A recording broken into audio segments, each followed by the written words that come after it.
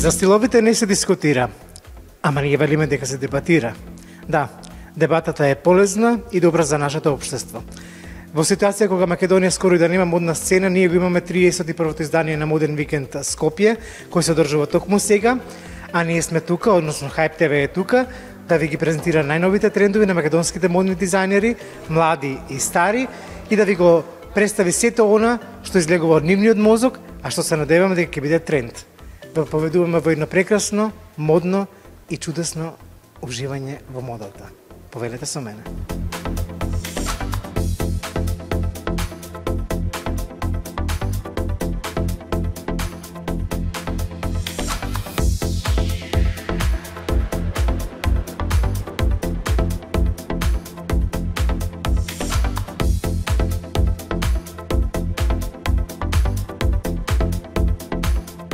Ја имаме Љубица Ангелкова, пиар на Fashion Weekend Скопје. Љубица, добро вечер и како се чувствувате вие од оваа страна на сцената? Па, добро вечер, ви благодарам што дојдовте. Ова е еден од омилените настани во календарот мој во секоја година, односно секоја сезона и пролет и есен. Се чувствувам убаво, правиме работи кои што го менуваат барометарот кога станува збор за правење и на настани, меѓутоа и менување на концептот на размислување за модата. Луѓето се жирни за вакви настани, се гледа и по самата посетеност од сезона во сезона на Моден викенд Скопје. Моден викенд Скопје успеа да направи скоро 20 и нешто сезони, на никој не му успеало уствари тоа да го направи воопшто. Како успеавте, јас ќе ве прашам од новинарска гледна точка? Ова е 31-ва сезона, траеме долго. Мислам дека визијата на Света Богова Јованова е веројатно формулата за ова што се случува и денес тука. Таа е личност која што точно знае што сака и точно знае како да ги имплементира промените, трендовите и визионерски да ја постави модата во рамки не на шоу бизнис, туку и не на индустрија, туку на етичка промена, на размислување за екологијата и заменување на навиките на многу генерации. Секоја година излегувате со нова парола. Која е ова сезона паролата?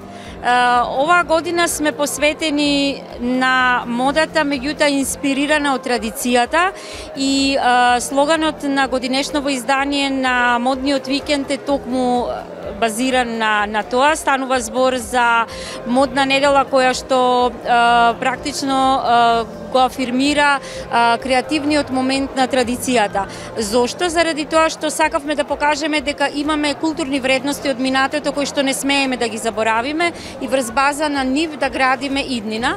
Затоа и многу од настаните се поврзани со традицијата, вовлечени се голем број на личности кои што го афирмираат за нечиството и сакаме да стани составен дел не само од модната приказна на викендот, туку од тоа младите луѓе да бидат инспирирани да создаваат врз база на традицијата.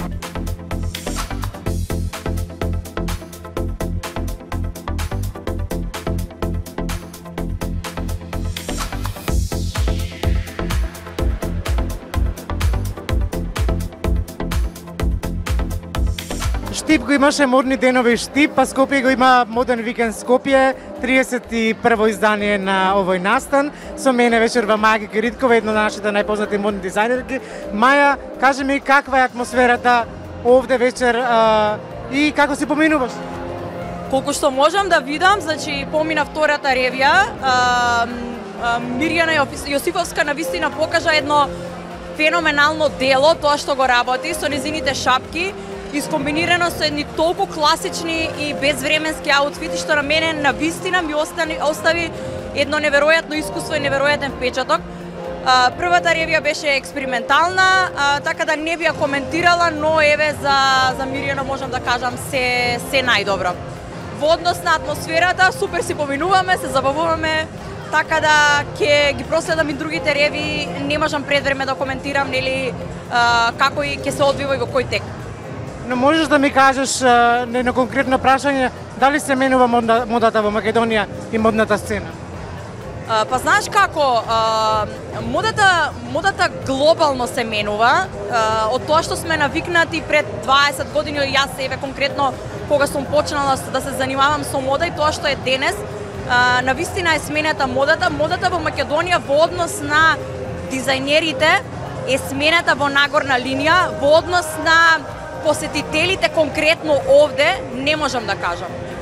Затоа што мислам дека на ваков настан од почет спрема учесниците треба малку повеќе внимание да се обрнува на тоа во каков аутфит е дојден гостинот. Токму тоа ме интересира, дали луѓето внимаваат како се облекуваат на вакви настани, бидејќи сепак со одреден аутфит, како што кажавме, или одреден стил, се оддава почит на самиот настан или на местото каде што одеш. Токму така како што кажав, сепак треба да го испочитуваш домакинот, а во овој случај е Скопје Fashion Weekend и самиот дизајнер на кој што си поканет на неговата ревија. Мислам дека секој од нас може да смисли еден креативен аутфит, нормално во склоп со неговиот стил, а не да се облечеме као што ќе отидеме и на работа. И мора да признаеш дека за тоа не требаат многу пари. За тоа не требаат воопшто пари, треба само имагинација.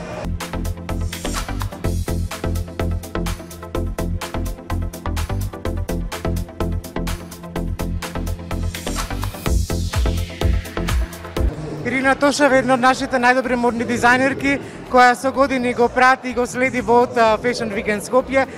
Ирина, оваа година со што се представи и што ќе представиш? Оваа година нема да имам модна ревија, нема да бидам дел од тоа, но денес имав еден панел каде што го представив проектот, односно иницијативата Made in Идризово, каде што зборував за сите производи и следни планови кои ги имаме со шивачката работилница во женскиот затвор Идризово. Се крена фама околу самото тоа дека ти си дизајнерка токму во тој оддел во затворското оделение. Меѓутоа тоа е многу благородна работа да се научат сепак оние кои што не можат или не знаат. Дали луѓето од таква установа покажуваат и своја креативност покрај она што ти им помага? Креативноста е огромна, тоа може да се забележи на нашиот Инстаграм профил каде да ги видат производите. Жените веќе и прават планови за еднината, сонуваат за убави работи по излегувањето од затворот, затоа што дефинитивно креативноста не спасува и умствено, и везењето, шиењето се на некој начин и јога на мозокот. Го облековте и тони зен, колку што се сеќавам на концертот на Сладкаристика. Го облековте тони зен, нашиот познат рапер, на концертот на Сладкаристика. Како се случи таа соработка? Тоа беше многу спонтано, се запознавме во затворот Идризово. Всушност, Тони беше дојден да има концерт во машкото оделение, додека јас бев во шивачката работилница. Директорот на установата, затоа што е многу горд на целата работилница, го донесе во работилницата и ние му ја презентиравме нашата работа. И тој само ми кажа, а да ми направите кимоно? И јас кажав, ајде, зашто да не? И на крај го добивме тоа прекрасно кимоно кој е на грбот, жените ги извезоа јапонските букви кои се всушност негов рачен цртеж, што значат дека уметноста, the way of art is the way of Buddha.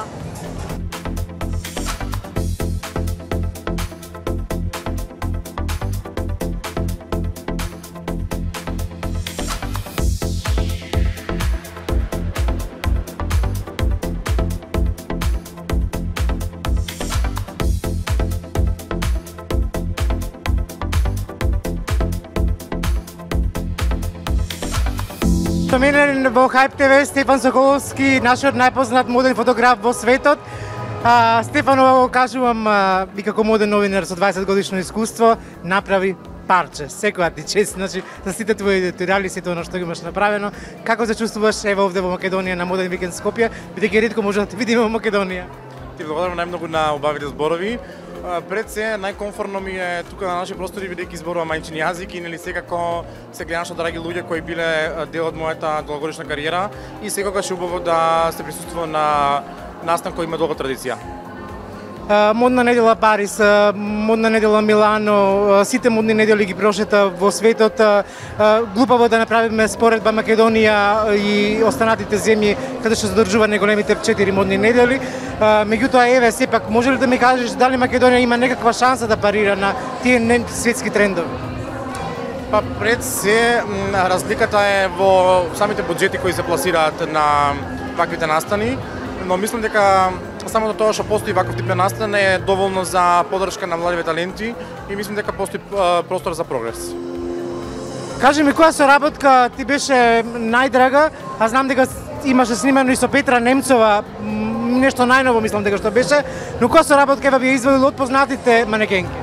Да, Петра Немцова е еден супер модел кој многу ја сакам. Тоа беше за насловна страна на словенското списание Глос и сликавме на една локација која беше многу маркантна, односно најстарата јахта во светот, која припаѓала на Елизабет Тейлор. И тоа беше за мене една од најмилените во Росесија, односно локација која имаше навистина тежина, а многу реакции во последниот период добив за италијанскиот актер Сузин Симоне и дури денеска ве сега луѓе кои ме гледаат ми викаат леле како помина со него, дури 4 месеци после тоа. Дали навистина има таква боја на очи? Да, он е многу успешен лик и многу харизматичен и буквално си не полудуваат по него. Ме интересира што ти остава најголем впечаток, дали луксузот или луѓето кои што се за сцената па и пред камерата? Луксузот е минлив и тоа е на некој начин нешто што доаѓа само по себе во самата индустрија, но морам да бидам искрен, целиот тој сјај понекогаш е лажен и само зад рефлекторите. Но мене обичниот свет некогаш ми станува предосаден, но од друга страна тој свет некогаш е премногу гламурозен. Така да пробувам да балансирам помеѓу тие два света. Го пропатува целиот свет, која дестинација според тебе е најдобар избор? Зависи што барате и каква средина сакате, но јас мислам дека за модата генерално најмногу ми лежи релацијата Милано, Париз, Њујорк. А приватно? Приватно Миконос и Ибица.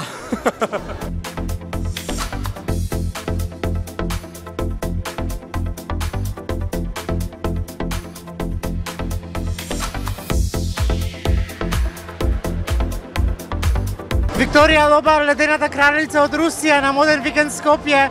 Викторија Лоба, ова не ти е прв пат доаѓање на Моден викенд Скопје. Еднаш ја отвори ревијата на Бојанковски. Како се чувствуваш сега на ова денешно отварање на Моден викенд Скопје? Одлично се чувствувам, да секако дека не ми е прв пат на Моден викенд да доаѓам. Исто така ја почитувам многу света и ми е драго што сум тука, исто и да видам нови креатори, да видам нешто што се случува на модната сцена во Македонија. Што мислиш од твоја перспектива? Дали македонската модна сцена е во подем?